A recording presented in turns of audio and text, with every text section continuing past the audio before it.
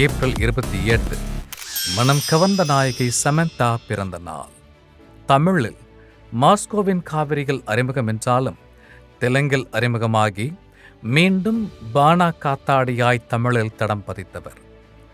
நான் ஈயில் உணர்ச்சி பூர்வ நடிப்பால் ரசிகர்களை கவர்ந்தெழுத்த நாயகி. நீதானே என் பொன் வசந்தமாய் தெரியாய் பயணித்து காத்து வாக்குல 2 காதலால் அனைவரையும் கவர்ந்தவர். 2ஆம் ஆண்டில் சரித்திர படைப்பு. புரட்சித் தலைவரின் கனவு திரைப்படம் மணிரத்னம் இயக்கத்தால் 2022 பொன்னியின் செல்வன் முதல் பாகமாய் மெய்ப்பட்டது தமிழ் சினிமாவில். திரையுலகம் மீண்டும் சிலாகித்தது பொன்னியின் செல்வன் 2ஆம் பாகத்தால். ஆம், 2ஆம் பாகம் இதே நாளில் 2023 சரித்திரம் படைத்தது. மாபெரும் கலைஞர்களின் பெருமை மிகு பங்களிப்பால் உலகமெங்கும் சரித்திர சாதனை படைத்து புதிய வரலாற்றை உருவாக்கிய பொன்னியின் செல்வன் 2 இன்று 2ஆம் ஆண்டில்.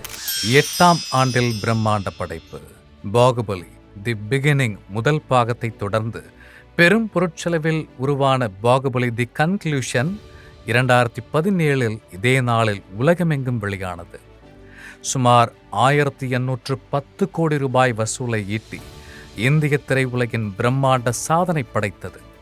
சர்வதேச திரைப்பட விருது, தேசிய விருதுகள் உட்பட அனைத்து கலைஞர்களின் ஆற்றல் மிகு பங்களிப்பால் உலக ரசிகர்களை கவர்ந்த பிரம்மாண்ட படைப்பு இன்று 8ஆம் ஆண்டில். இந்நாளை பகிர்ந்து படக்குழுவை வாழ்த்தி மகிழ்கிறது ஜெயா மேக்ஸ் தொலைக்காட்சி.